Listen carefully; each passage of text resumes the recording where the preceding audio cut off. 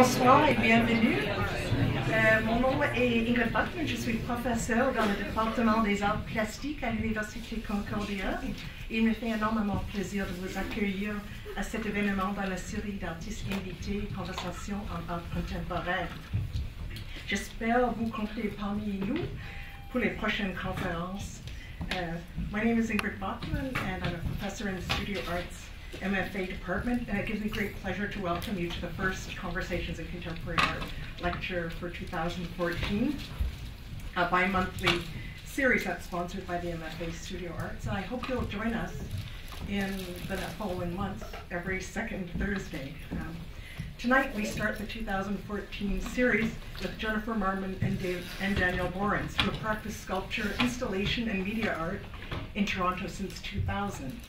Jennifer Marman is a graduate of the University of Western Ontario. Daniel Borins is a graduate of McGill University, and are also graduates of the Ontario College of Art and Design, where they first met and began collaborating together. And recent examples of the artist's work can be found pretty much everywhere in the museum and gallery sphere. In 2009, they completed a commission for a large-scale interactive work for the Martin Prosperity Institute at the Rotman School of Business. And one of their upcoming public projects includes a sculpture commission for the Downsview subway station in Toronto. And in the fall of 2013, they had their first solo show at the Tierney Garden Gallery in New York. And the list of exhibitions is really long, so I won't go through them, but they have a number of exciting things coming up, including an installation at the Art Gallery of Ontario in Toronto, an exhibition at the Southern Alberta Art Gallery, and participation in the first International Nicaragua Biennale in March. So please join me in giving a very warm welcome to Jennifer and Daniel.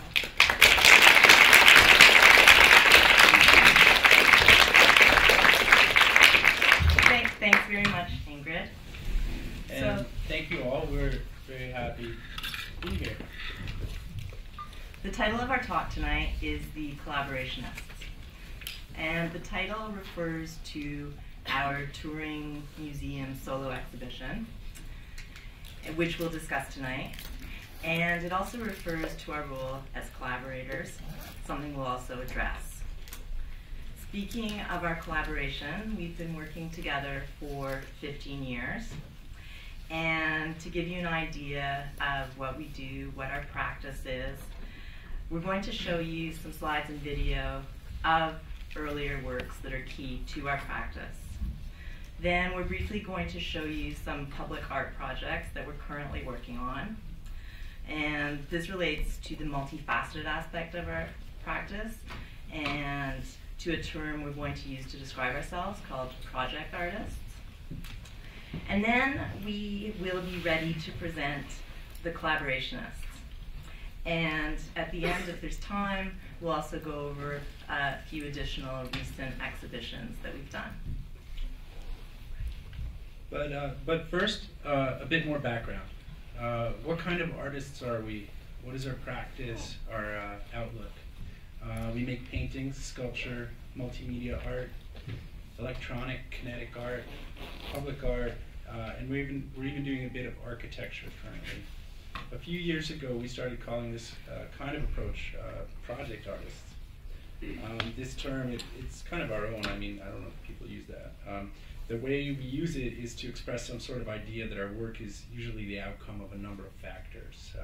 Ideas, production, response to current concerns, but most importantly, freedom to alter our approach to our work. When we started working together, it was rare to be working in a combination of sculpture, multimedia, interactivity, and to be concerned with form and design and how things are made, i.e.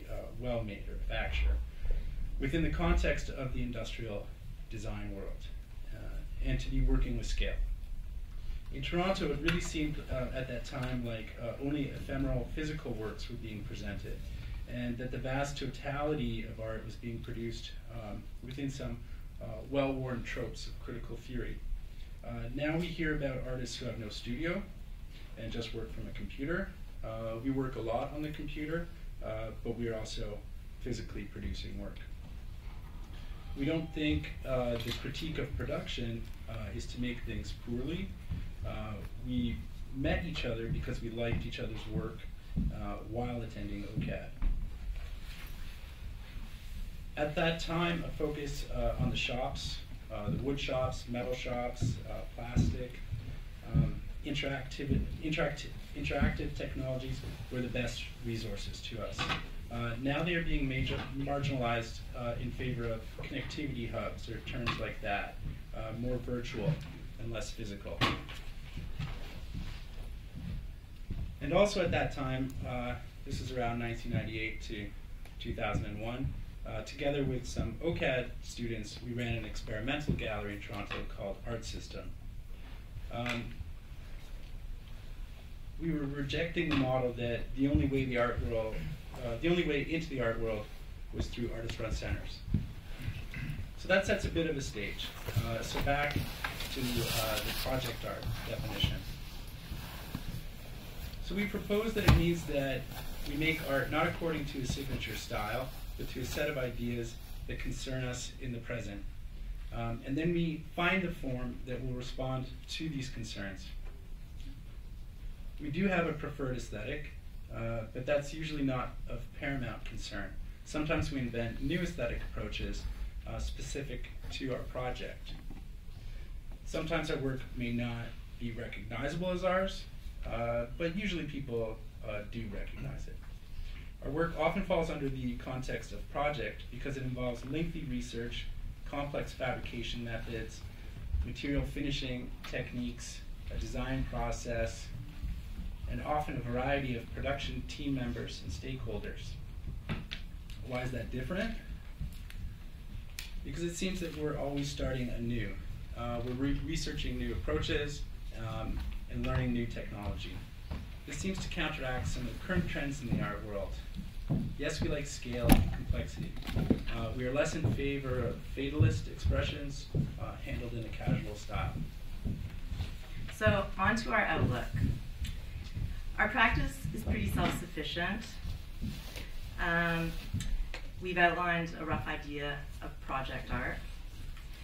And that idea probably runs counter to the idea of failure, which seems to be a buzzword with art critics currently. At the same time, it does include expressions of disappointment. It might discount randomness, but it doesn't shy away from sameness. It doesn't find fault in ambition, but it might be iconoclastic. And we also think it takes risks. And there's a lot about artists who take risks. And what does risk mean?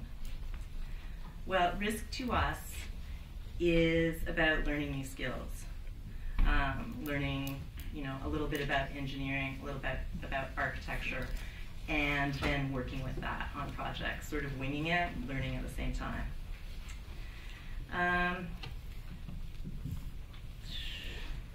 So our practice is studio-based. We spend a lot of time in the studio, and currently in our careers we haven't had a lot of time to subscribe to nomadism, but that could change. We might take up residencies in the future, but for now we spend a lot of time in the studio. Our concerns are relatively macro, don't include areas of special interest or what makes our personal situation peculiar. Is this the result of working in a collaboration? Probably. We don't think we're on the periphery, but we're also not in the center. And it seems that a lot of artist-run culture talks about periphery and center. We do think that the macro situation is much more of a concern than the micro. What we face in terms of threats from government, from multinationals, spy organizations, these are serious. Yeah, we could go on and on about that subject. Maybe we'll raise it some more later. The idea of questioning that when our institutions focus on smaller subjects, are they passively allowing for the larger ones to go unchecked? Or is anyone checking? So let's say some some mildly controversial stuff. So currently, and since 9/11 and Afghanistan, Iraq, George W. Bush, in our own practice, an increasingly cynical form of expression has permeated into our museum practice. Opposition to neoconservatism, cynicism toward liberalism and its global politics, criticism of American imperialism, and a recording of its physical demise as well in our practice, and a warning about its digital and virtual growth. Those are some subjects that we're working on. If we were to have a micro focus, it would be in how we think these factors affect individual artwork. It would be about the canonization of art and its objects in the modern history of art. So it's really, again, it's not so micro though. And usually there is overt content in our work as opposed to allusions. But stylistically, and maybe this is something of the current zeitgeist, we don't deal with subjects and think that our exhibition is a thesis and resolution. Things are more complicated than that. Hopefully we arrive at something unsettled, possibly an expression of our age.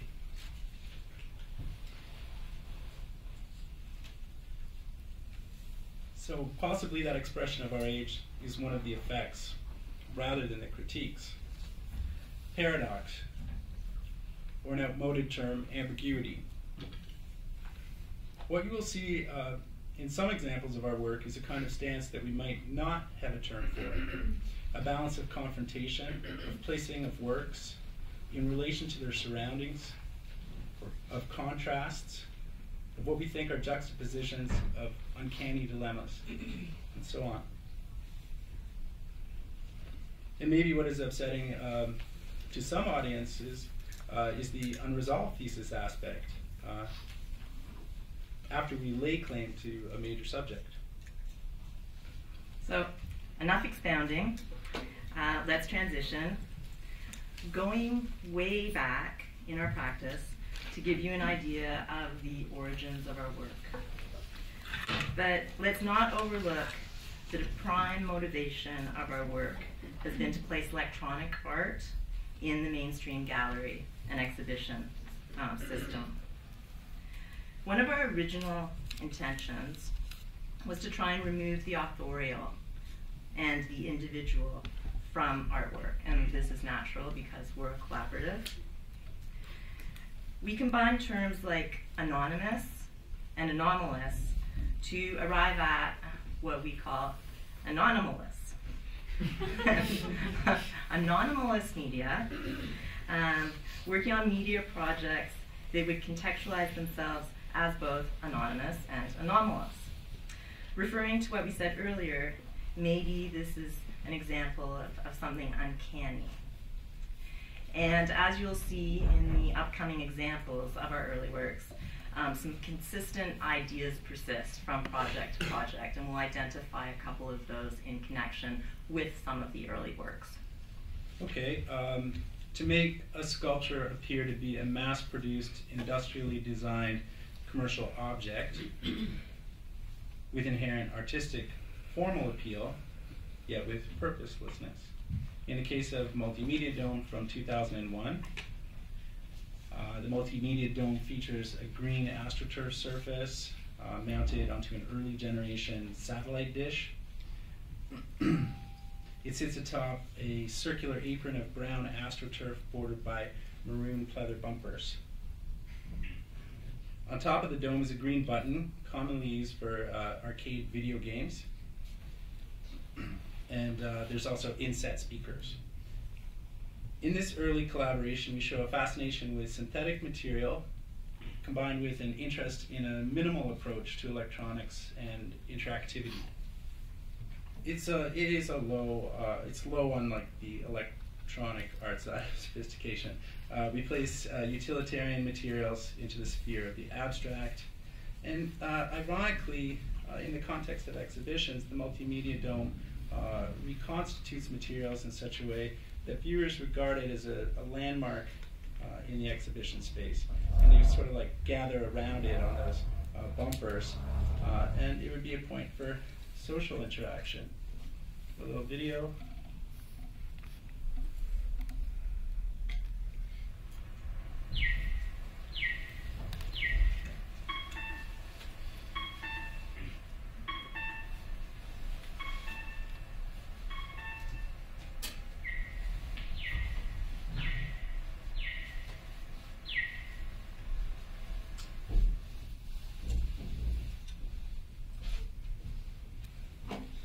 So I'm going to introduce idea number 2 relating to our practice. And that is to make electronic art that is serial and redundant, but it is also aware of the viewer and seeks to create counter-dependencies between the artwork and the viewer. As in the case of the presence meter from 2004, images of which you see. The presence meter features a 9-foot by 5-foot grid comprised of 2,200 hand-refurbished analog panel meters. These are affixed to an aluminum support that is wall-mounted and protected by a sheet of glass. The meters, through the use of 4 ultrasonic sensors along the bottom of the piece and a microcomputer inside the piece, gauge the proximity of the viewer to the artwork. The resulting proximity reading is then translated into a physical recording. And the closer the viewer is to the piece, the farther the needles move to the right on the face of the meter in a very agitated manner.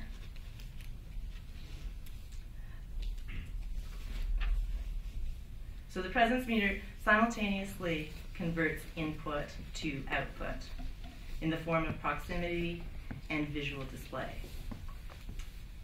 It alludes to painting, also abstraction and the grid, and it shares some characteristics of serialism and repetition, obviously. As a segue from the inanimate of minimalism toward the interactive, the presence meter asks whether technology is an extension of human reach or whether it's inextricably linked to us as the technology fetish that expresses our need to be reflected. And here's a video of the presence meter in action.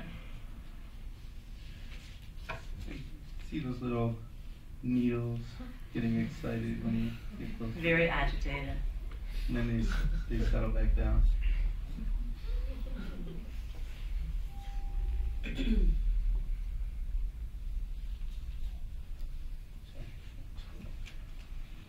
Idea number 3.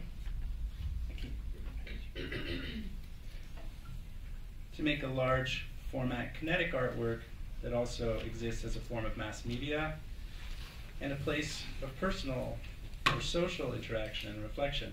So that's in the case of the our piece In Situ, which was originally installed in the Toronto Sculpture Garden in 2006. It's a tri-vision billboard accompanied by formally complementary park bench. The sculpture manifests the tensions between modernist high art and the popular sphere. In Situ directly contrasts art's exalted mystique with mass communication's ubiquity.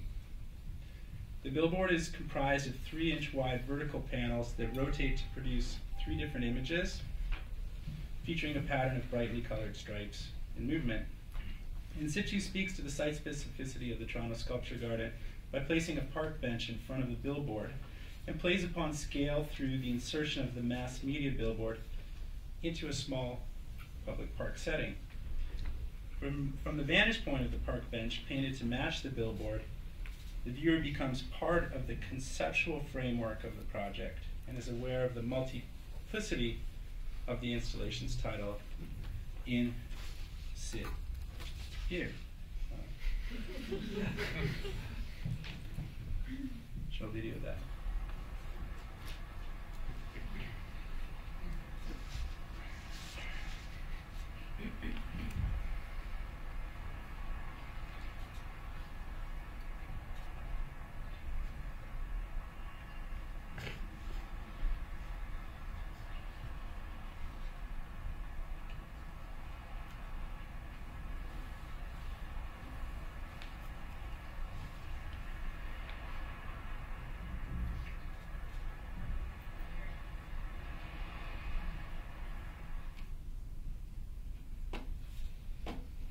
So those are the early works we're going to show you. And we think they represent some other consistent themes. Interactivity and kinetics, tension and confrontation, mass media and then the mass produced, the idea of the viewer and then the performer, and levels of viewing. References to modernist art historical works, and the rewriting of their intent, and the revealing of their mythologies. And from those works, naturally, we've made some transitions. And really, we think that was the result of the beginning of our solo exhibition projects. It's interesting that up until about 2007, we were mostly thinking of our work as single iterations, single projects. When faced with the new reality of solo exhibitions in a commercial gallery or museum context, we began to produce works in the context of exhibition design. And at first we designed our exhibitions as if they were a group show by many artists. It was an experiment, a decentering approach, again removing the authorial or the individual from the art show, the art creation. And we suppose that we've never wanted to get stuck in the idea of incremental adjustments to a particular style. So we work in a variety of approaches. But before we get there, we're going to jump and skim over a few public art projects that we're currently working on, and then we'll get to the collaborationists.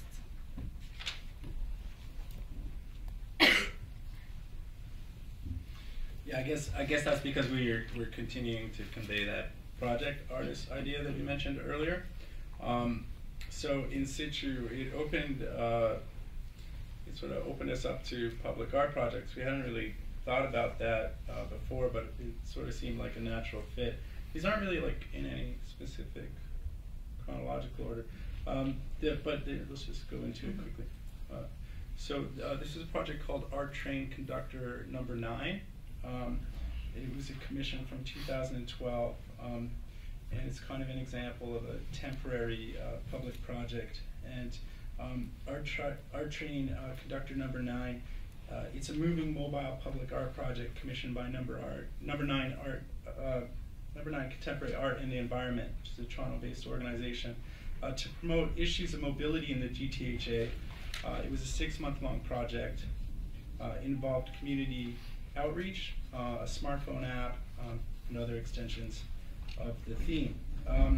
It was basically to draw attention to public transit and the need for more of it in the Toronto and Hamilton area. And like maybe, or you could say that it's just like to make a GO train cool to ride on. And then, here's another thing. This is called Dazzle Bridge. Don't read the text. It's a bridge design. It's both inside and out. So this is the architectural aspect that we're talking about. Making like an architectural foray right now. We knew little of architectural skills, but we competed in the competition anyway. Because of the site requirements, this bridge it has to take this like unusual turn. It has a nexus point in it. We didn't design that in, but that was one of the things to base the project, our ideas around. And we incorporated that into the architecture and also the artwork. The artwork being the internal aspect, but really also the envelope of the structure. And this idea of crisscrossing and then get some alterations of perspective or bending of space. So, and then the Water Guardians. This is for the 2015 Pan Am Village, the Pan Am Game Village in the Dawnlands in Toronto. It's a whole huge area that's currently being built, athletes village, and then later will be residential. And the sculpture is designed, it should be, one of the project prescriptions was to appeal to children and adults alike, kind of make some sort of a playground type thing.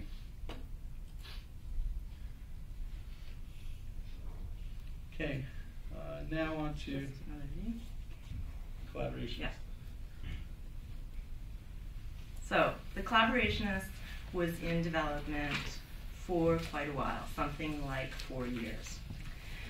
And it was delayed a few times, enough so that while we were producing several other shows, we were working on the collaborationists at the same time. One of the things that's really interesting about it is how much we've managed to subsume multimedia, interactive and kinetic art into the exhibition in combination with other larger installations. And it used to be in our experience that electronic art was somewhat marginalized, as I think I mentioned earlier, and exhibited only within its own discipline. It's our goal with the collaborationists to bring together sculpture, painting, kinetic art, interactive art, along with installation art. From an artistic perspective, that's what we were collaborating on.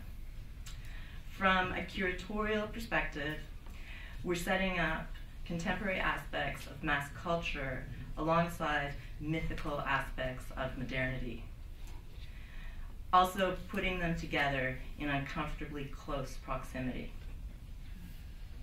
Okay, and so maybe a more official way to describe the exhibition is from its main didactic panel. The aesthetics of modernism are used as a part of a strategy of critique, whether of form and function or of systems of information. Underlying each piece is the artist's examination of contemporary issues related to the control and transmission of knowledge, ranging from the abstraction of information in Flip Out, that's one of the pieces, to the physical allusion to digital data in black boxes, that's another one of the pieces. As the title suggests, the collaborationists combines the artistic act of collaborating with the narrative insinuations of collaborating with the enemy. A series of confrontations ensues. The artists position works that face and efface each other and connote and quote each other. That's one way of looking at the exhibition. Outside opinions, critic Whyte has said this about the show. For all their play, Marman and Borins are ultimately dealing with transparency and opacity, and the endless tools modernity has given us to mechanize and dehumanize in the service of deflecting truth and accountability. It's like, I don't know, that's kind of true. It's true. It's true. We have been interested in ideas of surveillance, total information awareness, of access to information, and the negation of information, not landscapes. Especially this last point, the negation of information as a pathway into expressing a contemporary form of abstraction. Not the abstraction of reality, not a geometric source for it, but rather the essence of information culture and the ways in which to express this. But we still subscribe to some cornball ideas about aura and the power that a work can hold over a viewer and all of that stuff. Anyway, but as critic Stephanie Vey says, achieving this balance of humor and haunting discomfort without succumbing to either extreme is the crowning achievement of this finely tuned exhibition. Razor-sharp precision sings from every decision, every turn of a brightly colored window blind, performing a slow dance of concealment that demands to be seen. Okay, well, aside from the superlatives, what Ms. Vey might be referring to is the balance that we have sought to express between bringing works to the exhibition that were formally resolved, reflective of issues, but not prescriptive. So this was like pre-Edward Snowden when we were doing all this stuff, and people thought we were crazy up until that point, maybe still now, and sort of like, oh, they're conspiracy theorists. Okay, so now on to the exhibition.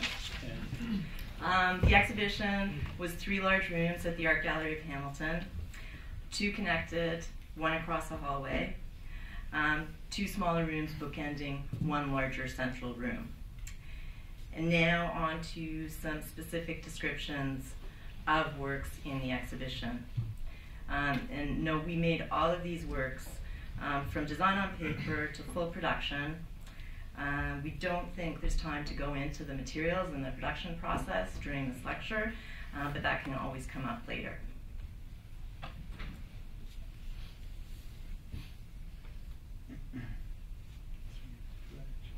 Okay, well, that's a main view of like the main room. Okay. Oh, let's go back. Look at that for a second. So, a whole suite of works there. Okay, this piece, Pavilion of the Blind. Pavilion of the Blind is a freestanding structure that contains a colorful array of window blinds, panels, and shades. Movement is triggered by a motion detector and controlled by a programmed microcomputer housed within the structure. This mechanical installation arranges and rearranges itself into a series of changing abstract compositions. The title of this work is both a visual pun and a reference to H.G. Wells' 1939 text, The Country of the Blind, a parable that reflects upon the nature of vision and how we communicate our visual experience with others. The pavilion functions as a window into the mind of the artist, running through a seemingly endless series of pictorial themes and variations of cognition, of seeing. The execution of the paintings and the presentation of them, which you'll see in a sec, allude to traditions such as constructivism and echo the compositions of the larger sculptural form, allowing a somewhat paradoxical commentary on artistic practice and the history and nature of abstraction. Did the structure inspire the paintings and vice versa? Video.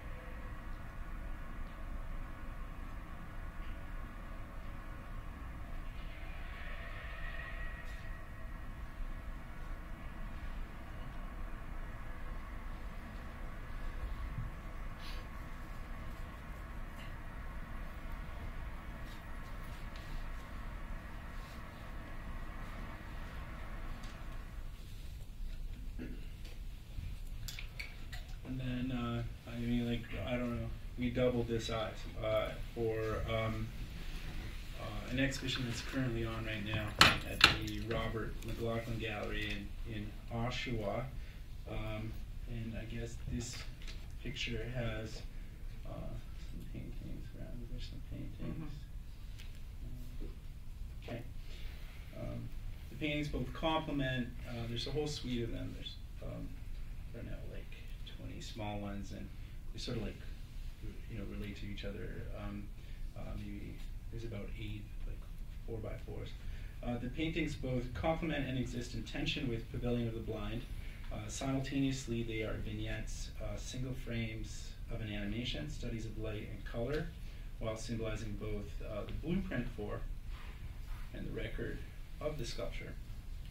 They harken to an idea of space, rationalized and possibly saved by modernity.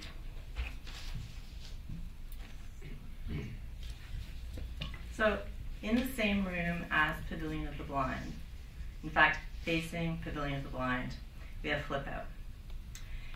And the sculptural project entitled Flip Out represents a transformation of utilitarian mechanisms from the industrial world into the formal and aesthetic realm of the visual arts. I'll explain. This large format kinetic relief sculpture is an installation and new media project that transposes the once ubiquitous split flap display units into a geometric and color-based artwork that exists in constant motion. So similar to Pavilion of the Blind, it's constantly creating new compositions. Has many different appearances and combinations. Here, you'll see just a few. We're going to show a video in a minute though. And the split flap display, although still in use, was once the dominant form of conveying time and information in train stations and airports through the departure board, the departure arrival board. Its characteristic flipping sound, its fluctuating surface, became an auditory and visual symbol. Now we're going to show you the video.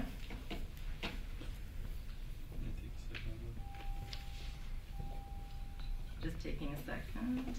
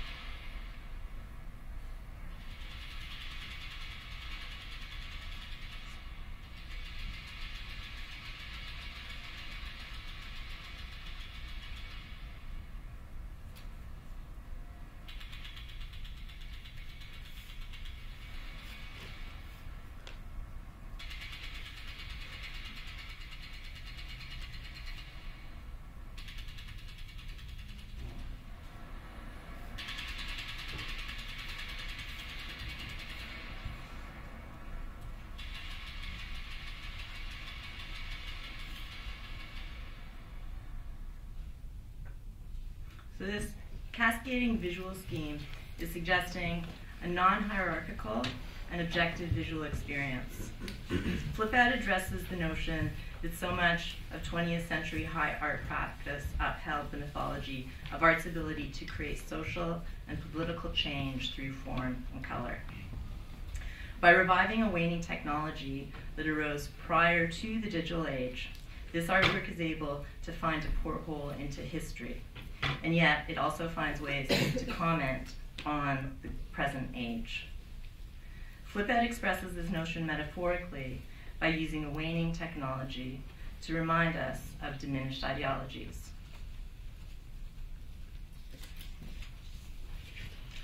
The artwork, in its flipping, expresses forward motion, purpose through progression, although its meaning also stands ambiguously. It's an open-ended omen. Some might say the intention of abstracting an information sign is somewhat excessive. It tends to lead to nothingness. And then we made a series of paintings to accompany the sculpture. They're called flip frags. They're acrylic on gesso board. They're very smooth, very precise. Painting is data, sort of the space on hard drives, let's say. Okay, input, output. That's also still in that same room where you saw that main slide from. Quite a bit different from Pavilion of the Blind or Flip Out. Black, hermetic, but I don't know, kind of maybe not hermetic. Interactive and mechanized. Show the video first.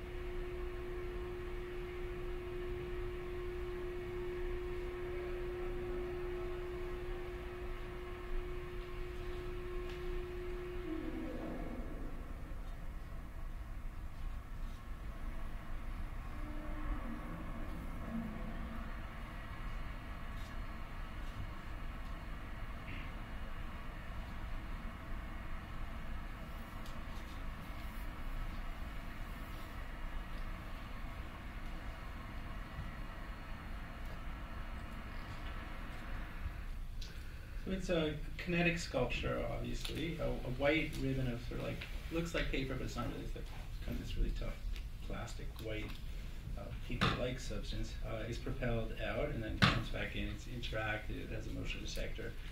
We can run it for a long time. There can be pauses. It's not active until somebody shows up in the gallery space. This cycle of accumulation and its negation repeats continuously. In contrast to its minimalist appearance, this metal box performs a task-like utilitarian function, though futile. It's pretty large. It goes up to like maybe my chest, and it sort of has a lot of presence. And we did sort of echoing an earlier strategy. We did a series of paintings. Call them our input-output painting series. One on your left, plotting lines, oil stick on acrylic and canvas, and the other randomizing the lines on canvas, very flat and black. Really purposeful though, as if the indexical mark is of kind of like a moral value.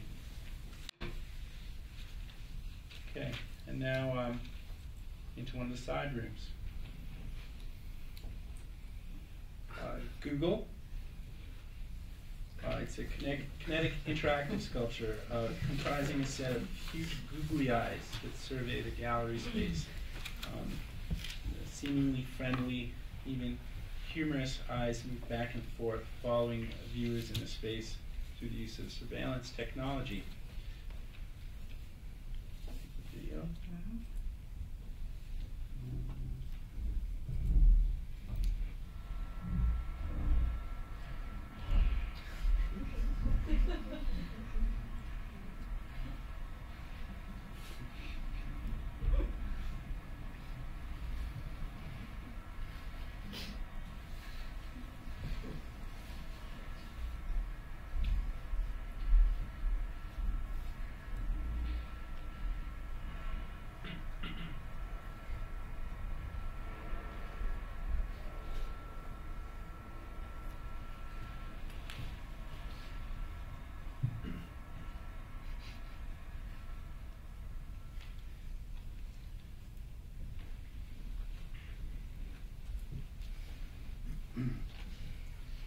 So we've taken the friendly image of the search engine Google, made a cartoon in the gallery space, and mimicked the way in which we all complicitly hand over all of our information about ourselves every day.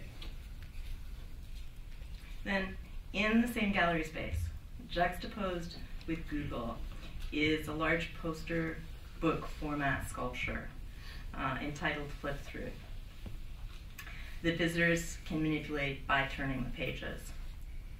The first page shows a large black rectangle, and then as the viewer turns the pages, the rectangle repeats but becomes lighter in tone and degraded until it disappears.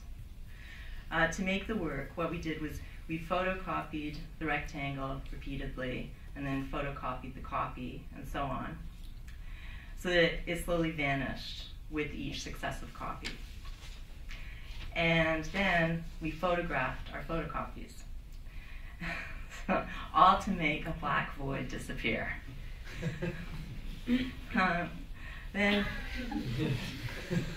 So in contrast to process-based conceptual artworks, Flip Through takes on a narrative wherein we erase an image through copying. It becomes an exploration of the degradation of materials, but also it suggests the erasing of a cover-up, in line with the themes of the collaborationists.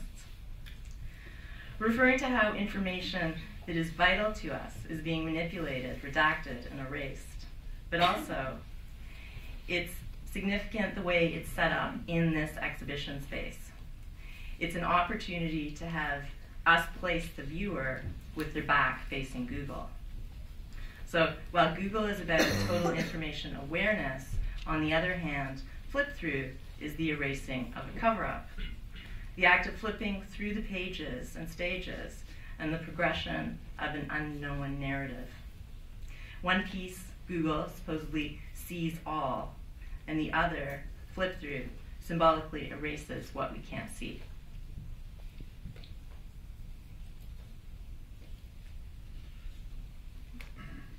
So across the hallway, in a separate room, we built a total installation. It's the other side of the bookend, so to speak. Normally, this room at AGH is kind of like dark and theatrically lit, and it's like nice wood floors. It's an intimate gallery space. It's kind of warm. We transformed the space so much that people couldn't even understand what it was. They thought the office, and where did the gallery go? Drop ceilings were installed. Fluorescent lights illuminated the space.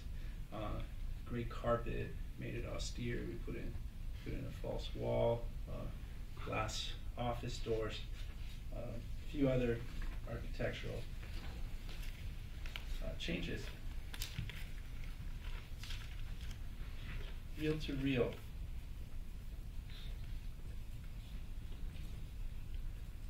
Okay, reel to reel. There's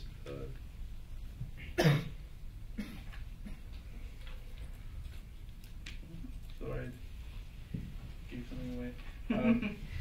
It's the piece on the right side. I thought we had another slide of it, for more front on, but I guess you'll see in the video. So it's at the entrance. It's just around that corner on the left side when you're walking in. Kind of sets the tone of this space. Two oversized open tape reels hang on the wall.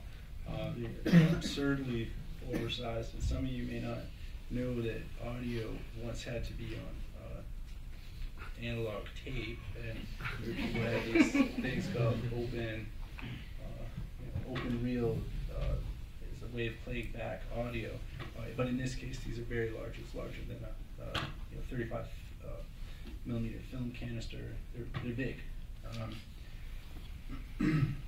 Headphones positioned nearby allow visitors to listen to the 18.5-minute gap in one of the erased recordings that created the Watergate scandal.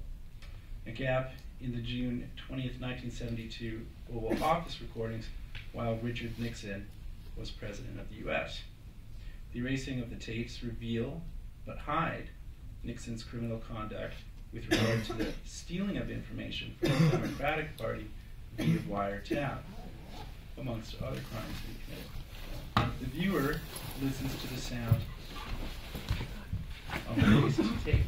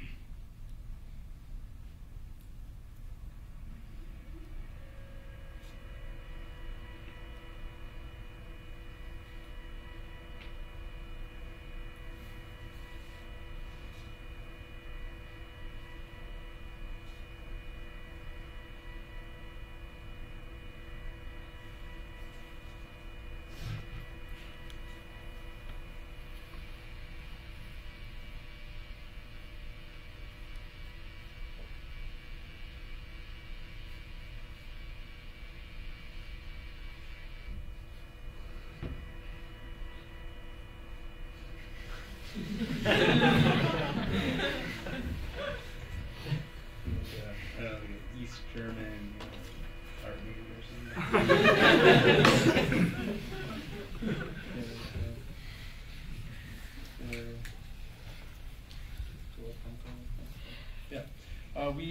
We activate this historical event through reel-to-reel as a metaphor. It is an attempt to find a way to express abstraction through negation. I guess that's a trend here. Empty space, a void. The 18.5-minute gap symbolizes the starting point that takes us to the post 9/11 Bush era. This quaint ability to erase data and thereby history is in tension with the persistence of data in the digital age. And then, yeah, that next image.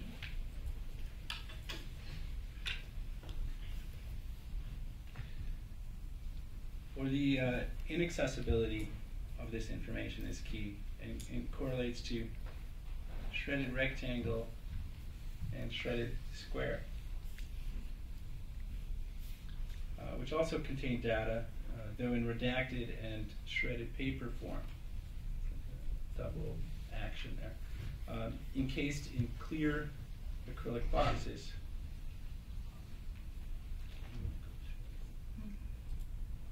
Oh, that's what I'm looking at. That's the image. That makes sense.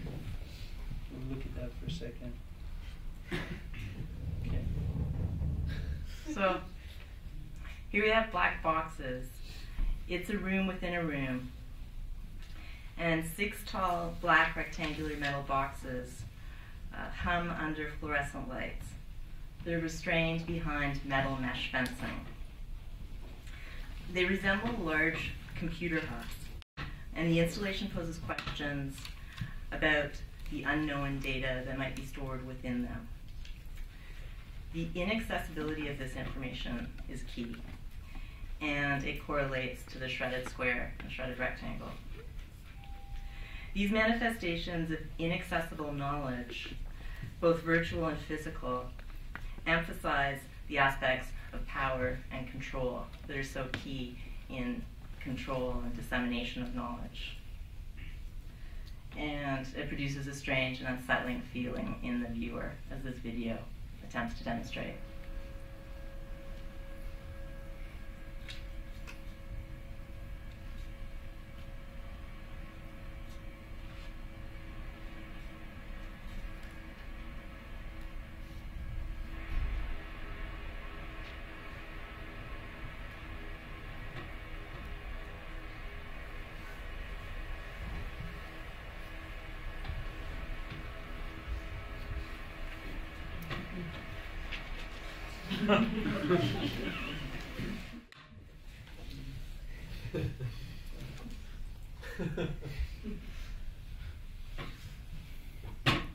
It's just from opposite angles.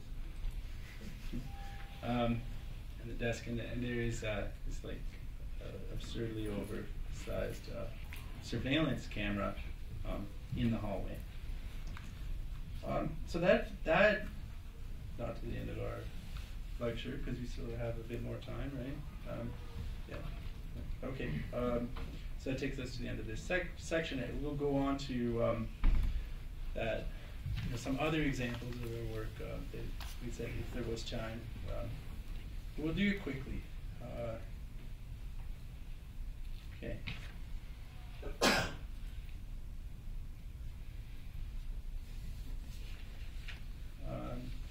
Okay, well, a more simple, small exhibition that we call We Built Excitement, that we did in 2012 at an art fair called Untitled. It's on Miami Beach. Usually it happens in December. And this is more of an assemblage of smaller works for this solo booth. Pop, contemporary, modern, beach aesthetic.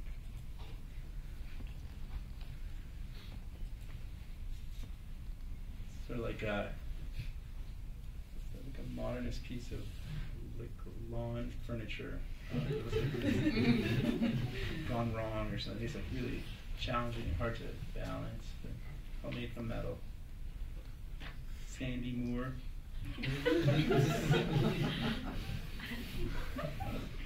These are boat cushions here, but they're not. They're painted. They're actually made them from canvas, but they look like boat cushions, like you have. They have piping. Yeah. And then this is Ocean Sunrise, and Ocean Sunset.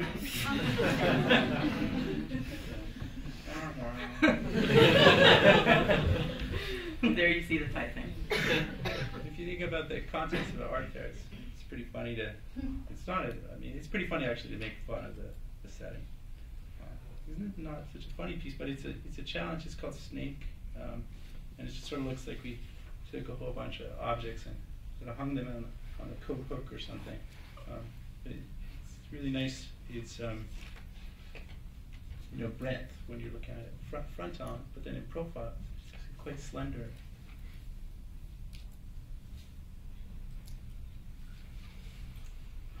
So this is a more complex project. It was a solo exhibition at the Art Gallery of York University in 2009 called Project for a New American Century.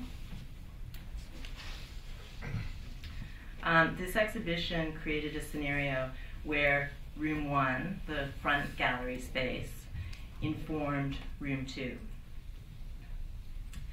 The show loosely, very loosely, refers to the Spanish Civil War, but really it creates tension between modernity in art, and US imperialism in post-World War II sense.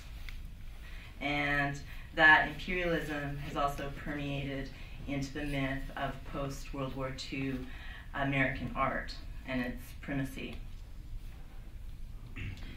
The fictitious and not present captive held in the psychotechnic chamber in the bottom of the watchtower. The mind of this fictitious character is then played out physically in the second room of the exhibition. So the prisoner's visual impressions are then played out as an art exhibition.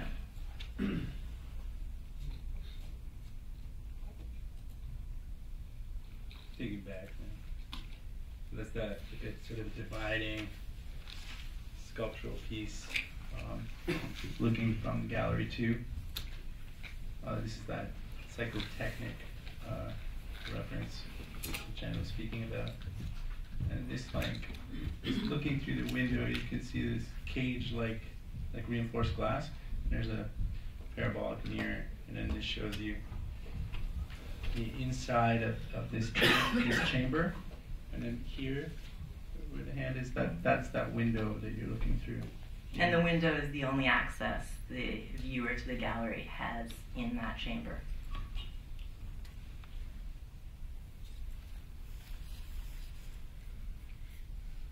So people sometimes they're like, oh, does that gallery have that structure in there normally? And I'm like, no, we built that in there. So it's about like 18 feet tall and 24 feet wide. 24 feet wide.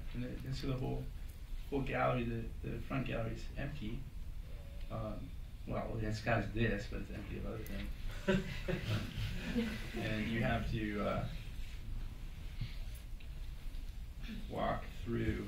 So well, the slide's not there, but the normal way of coming into the gallery is blocked off, and you have to go through this like a corridor here, and then turn around it, and you kind of start to notice like there's this big structure on top of you.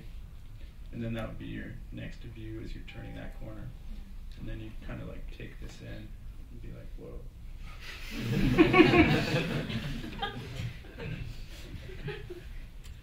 Okay, so that's what we've got.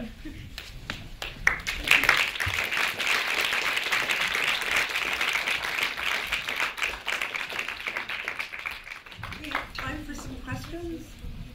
We'll head up to the floor. You mentioned earlier in the talk the importance of artist run centers and how it was preached, the artist run center model back in the day, the 90s and 2000s. And can you just talk and expand on that a little bit more? And what do you think about the role of the artist run center nowadays? Oh, there's like,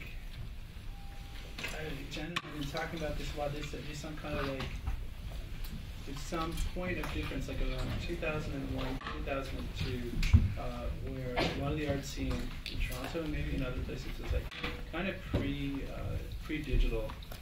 So that's one thing. So that's relating to because what we went to is art system, and then there weren't many there weren't many options, like, and they were kind of full already. I mean, demographically, like somehow, our generation, there weren't any like spaces for us or places to engage, and the art was like, in the artist centers, they're all being controlled along like certain themes, and there's quite a bit of a lack of formalism.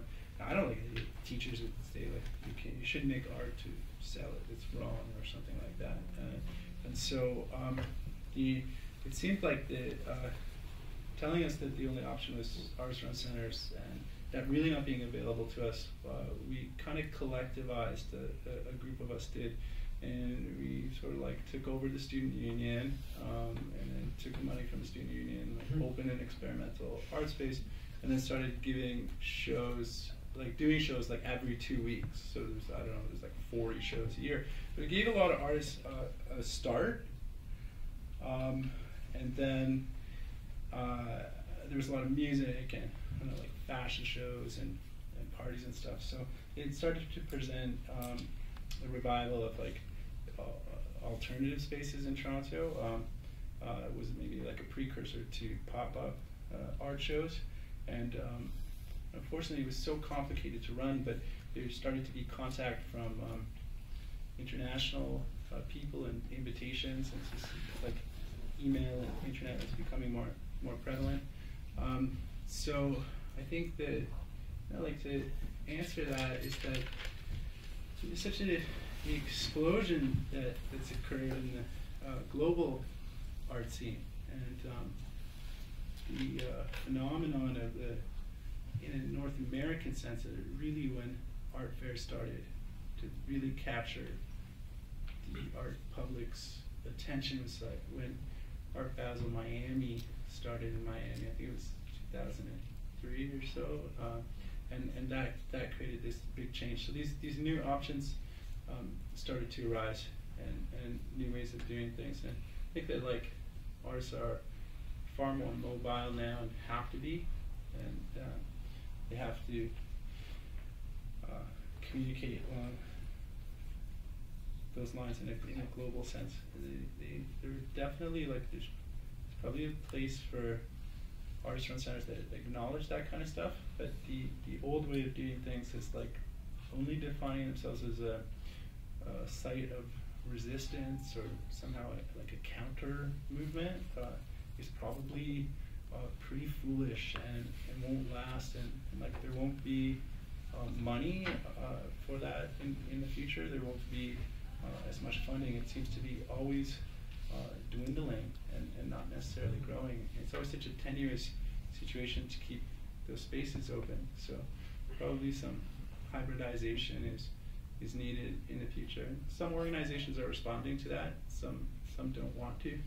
I don't know, probably in a culture like there should be some zealots who disagree with something and really are fighting for it, and other people who want change and are fighting for that. And then maybe people like who are doing bad jobs should not do it.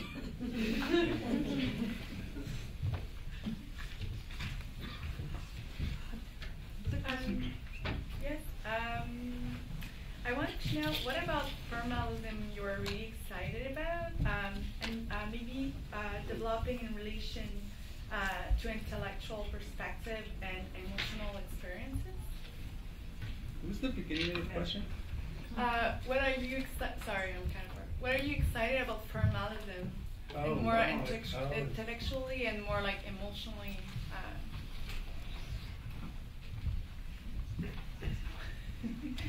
It's like we have to like get the formalism done. So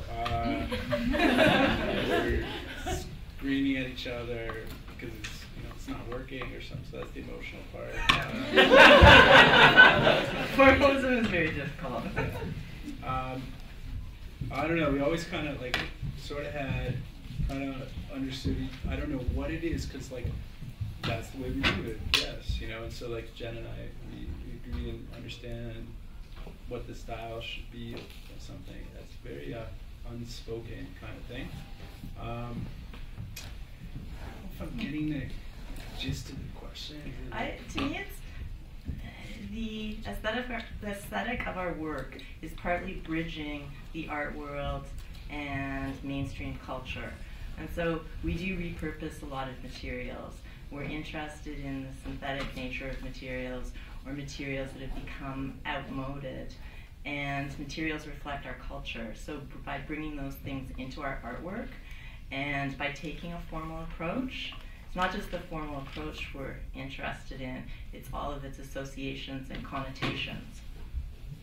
Yeah, and like maybe like playing around with the intellectualism surrounding it. So that's where leaving some gaps and stuff in what's to be interpreted, and then working on some better strategies for electronic art, media art, and interactive art, or some more mainstreaming into the art world strategies. Not mainstreaming into like the mainstream world, but just some of the electronic art scenes, which are really amazing, full of like brilliant people in Toronto, or in Frankfurt or Rotterdam, or a little bit in New York, a little bit in Los Angeles. There can be a tendency for those people who practice that work for it to be quite marginalized, or only speak to each other. Now, like only speak to each other on the internet. So we had always kind of gone like a little bit against the grain and tried to find a way to fit that kind of stuff into a gallery setting. You guys mentioned that you're really interested in like negation of information leading to abstraction, and it seems like a lot of it has to do with the absurd. You like talked about the uncanny. Where do you stand, and this is maybe because I'm really confused about this in my own personal practice, but like where do you stand on like the artist statement? The idea of like explaining what you're doing after you present a piece that is so clearly autonomous and like so not interested in that. Yeah. I guess you gotta do it, right?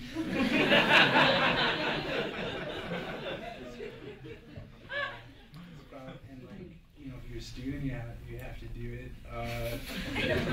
I actually have a story. So when I was a fourth-year student at OCAT, we did exhibitions as part of the thesis program, and in my thesis exhibition, I didn't want to give an artist statement because I wanted the work to be experienced, and I thought the statement was redundant. And so the gallerist who was holding my exhibition, she then wrote a statement for me. and the statement she wrote for me completely misrepresented what I would have wanted to say about the work. So there's something to be... What did you learn from that? The original answer, you kind of got to do it. It doesn't. It may have no bearing on the artwork. It may not relate in any way. Unfortunately, there's a good set way to do it. Some people do it a bit more academically. It's really softening in some of the commercial gallery scene, to the point where it's like, it's embarrassingly like dumbed down. But then, like, let's say it's really smart, and that artist is so pretentious, I can't believe that. Big words, or there's these critics at Toronto are like, don't use art speak. And you're like, well, it kind of did evolve language of criticism, like for the last 90 years or something like that.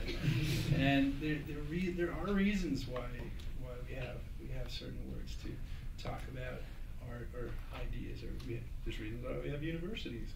And so those people who are advocating for art writing rather than art criticism, they might actually be some kind of like anti-intellectual writing iconoclast, and like maybe they shouldn't exist. So it's probably maybe it's a good thing. But back to the original thing, like it doesn't. The problem is that there's always going to be different interpretations, and so it's never going to act like what is being written is never actually going to actually adhere to the artwork. The artwork might reject what you're saying about it, and not allow you to write about it, because it might create so many different interpretations in so many different people. Yeah, it's nice to think the artwork's always bigger than the statement can be.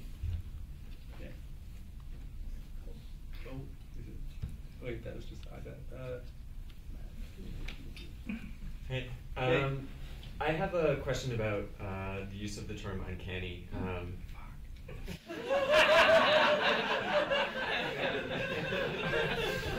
And okay, so for example, the exhibition that you had at the Art Gallery of Hamilton, this work to me, there's to me a real designed affect in the exhibition, and when you're talking about producing a sense of uncanny, that to me comes after the fact that in some ways I find this work kind of really oppressive. Not oppressive in the term like, you know, you're subjugating me, but more in this like feeling cloistered, like, you know, this is making me sweat a little bit because I'm having difficulty accessing it in a comfortable art viewing manner. It is institutional, and the uncanny affect that is produced from that sort of oppressive feeling is it's one I like. It's one that, you know, I walk away or leave this thinking about. But my question is related to this. Is that part of the intention? A, is that part of the intention with this uncanniness? B, considering the range of audience that you have moving through an exhibition like this, there's obviously, especially in the other room, a real sort of political commentary taking place. But what do you think the range of readings in something like this can be? Kids love it. They're dancing, like, it was cool. They were like, they had this like video game culture, so when things move, they think like they should shoot at it. But they're dancing, and they have like it's really great to watch them because they just have like an honest reaction to the work. It's physical, it's embodied, so it can be like really quite approachable and friendly. And I don't know, I guess maybe quite to the contrary, that we've often thought about, you know, is this going to appeal to a wide range of people? How do we codify some ominous things, and how do we put some people into some uncomfortable positions? It's not so selfish as maybe some other work where the artist will just want to put the person into an ominous situation and just want to make them uncomfortable. So it has, I think there are layers, right? And I think sometimes we think about how do we, you know, interweave all that? How do we get the person involved unwittingly? So like Google, a lot of people treat it like an interactive project. Some people were afraid to go into, they didn't know they could go in, or they didn't want to, into the black boxes room. They were scared of it. So yeah, maybe that's not positive. Maybe they didn't take the kids there either, huh? Like they only took them to the children were just in the first 2 rooms. Classroom tours, yes. Avoid that. And then, you know, it brings to mind this, there was a curator who was visiting with us, and I don't know, he was in a bad mood or something. He didn't go, it wasn't a nice visit, but he was like, well, what are you trying to do with all this stuff? We're trying to make it look like it's an art show.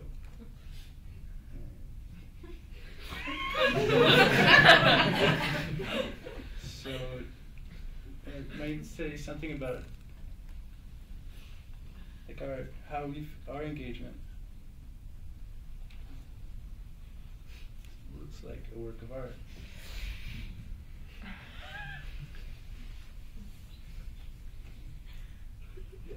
You said in the beginning, I think when you were talking about the collaborationist project, how you wanted to really bring a bunch of different kinds of art making together, like painting and sculpture, installation, all that stuff. And I was just wondering, like, A, why is that really important to you and to the work? And B, like, how do you manage like constantly learning to do new things? I think it makes life interesting.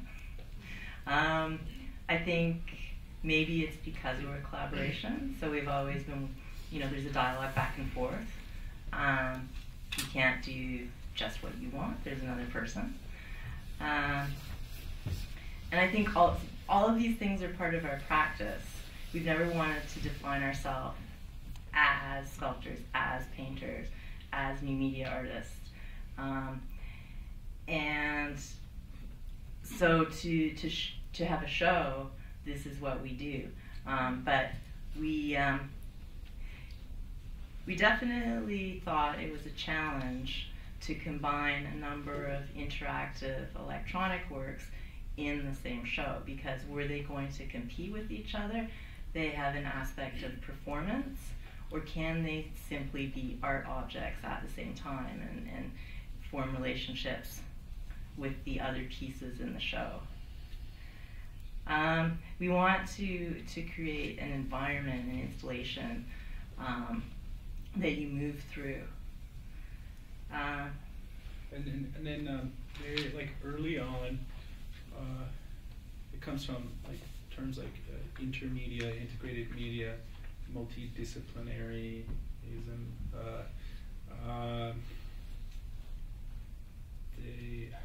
And then there was like, yeah, we had, I don't know, we had a material fascination, and then just started like collecting this enormous set of sort of material suppliers, and really using the industrial area, like Rings Toronto, as a resource, and then meeting people and so on. So it's also, maybe it's a culture, so that for like all structuralist thinkers, like we were inventing some kind of a culture of this, maybe the two of us, or with this growing group of people that we work with. It used to be really hard, like people didn't want to talk to us, like, oh, artists, I want to sell you, like, you know, this glass you need, like, we don't want to do what business is.